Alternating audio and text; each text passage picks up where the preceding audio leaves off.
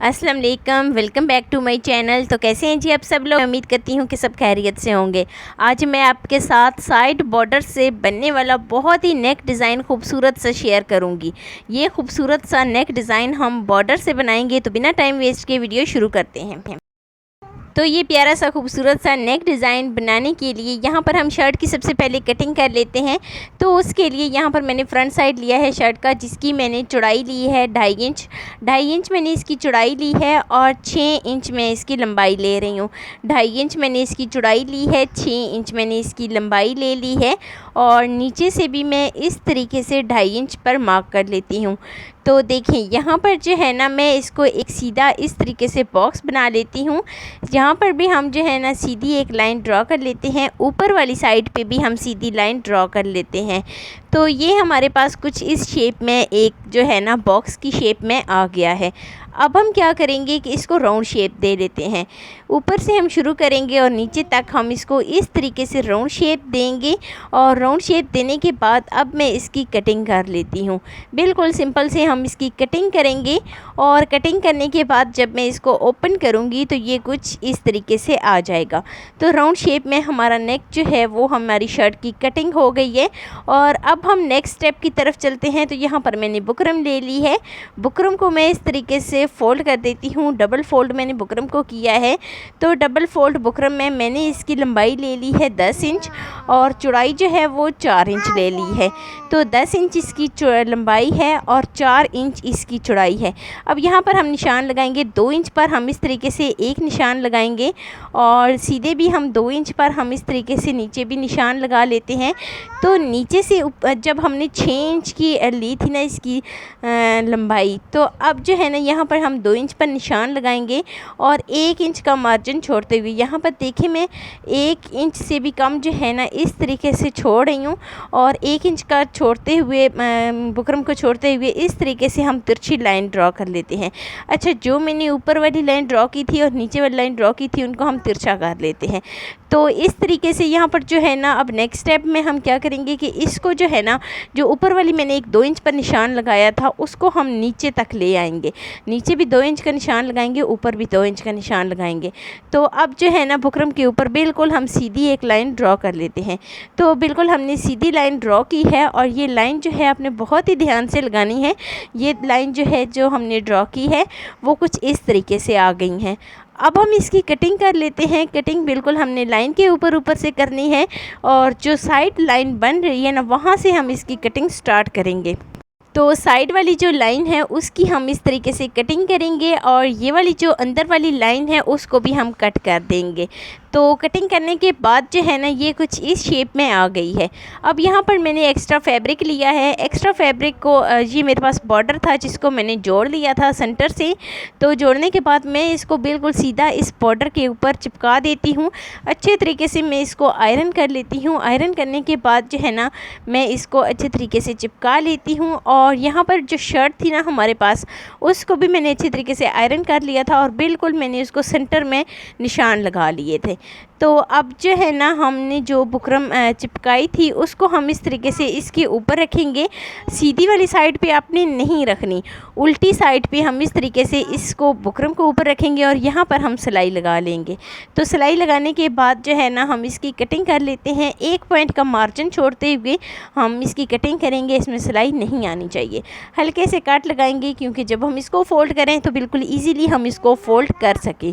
तो कट लगाने के बाद अब मैं इसको सीधी वाली साइड पे इस तरीके से फ़ोल्ड कर देती हूँ और अच्छे तरीके से आयरन कर लेती हूँ। यहाँ पर जो इसकी साइड बन रही है ना वहाँ पर मैं इसको अच्छे तरीके से आयरन करके जो है ना इसकी साइड को फ़ोल्ड कर लेती हूँ ताकि जब हम इसकी सिलाई कंप्लीट करें ना तो बिल्कुल आसानी के साथ हम इसकी सिलाई इसके ऊपर लगा सकें।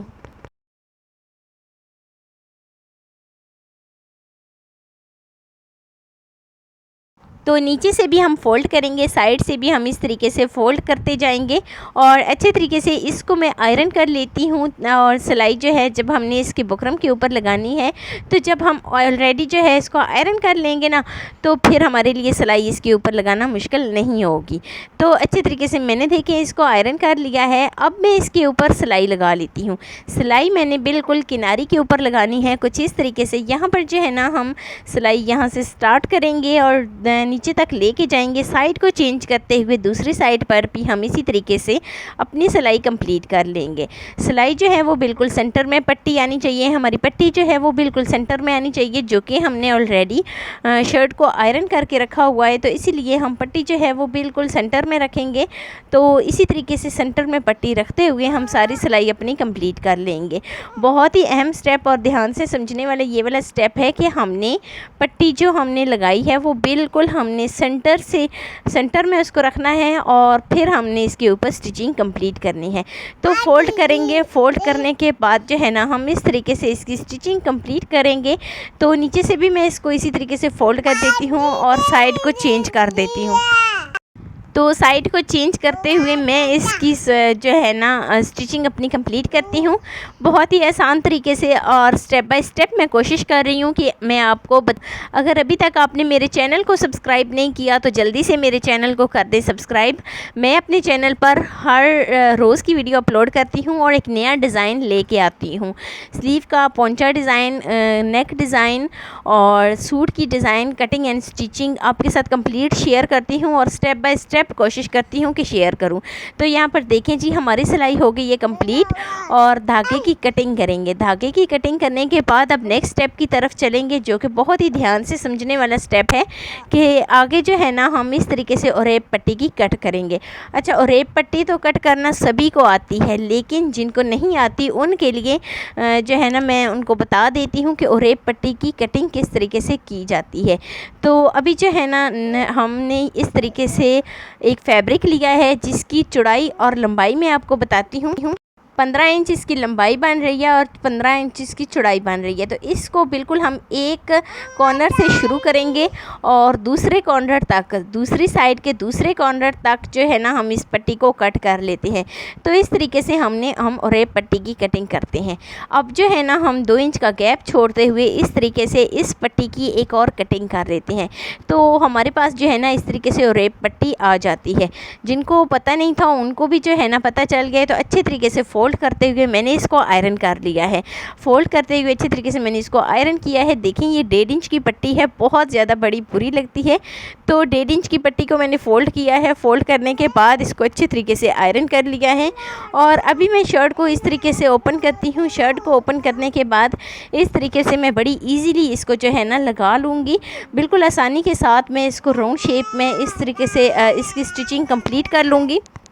तो यहाँ पर मैंने शटर लेस ली है। इसको इस तरीके से अंदर करने के बाद जो मैंने ओरेप पट्टी कट करके रखी थी उसको ओपन करने के बाद इसके अंदर जो है नेक इस तरीके से रखूँगी और इसके ऊपर अपनी सारी स्टिचिंग कंप्लीट कर लूँगी। ये बड़ी आसानी के साथ हो जाती है और राउंड शेप में जब भी आप जो है नेक बना रहे हैं या स्लीव कुछ भी आप बना रहे हैं तो ओरेप पट्टी से ही आप बनाएं, क्योंकि वैसे जो हम दूसरी पट्टी से बनाते हैं तो उसमें चौने आ जाती हैं, तो इसलिए सही से सफाई नहीं आती, प्रोफेशनल तरीके से हमारा काम भी नहीं होता और बिल्कुल जो है ना नफासत इससे आएगी।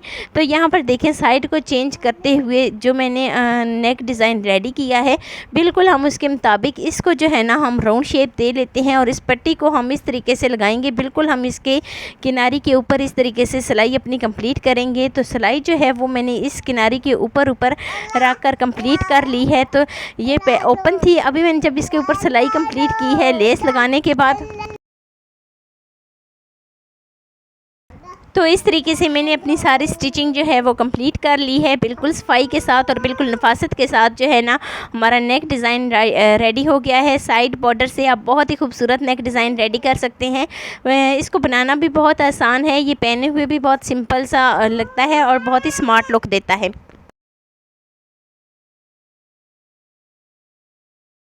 तो फाइनली हमारा नेक डिज़ाइन जो है वो कुछ इस तरीके से रेडी हुआ है। ये जिसकी फाइनल लुक वीडियो आपको ज़रा सी भी अच्छी लगी हो तो लाइक कर देना फर्स्ट टाइम है चैनल पे, तो चैनल को लाजमी सब्सक्राइब कर देना और बेल आइकन को लाजमी प्रेस कर देना ताकि मेरी डेली की वीडियो आप तक पहुंच सके। दोस्तों के साथ शेयर लाजमी करना और मुझे एक प्यारा सा खूबसूरत सा फीडबैक लाजमी देना। तो मिलते हैं जी नेक्स्ट वीडियो में। अल्लाह हाफिज़।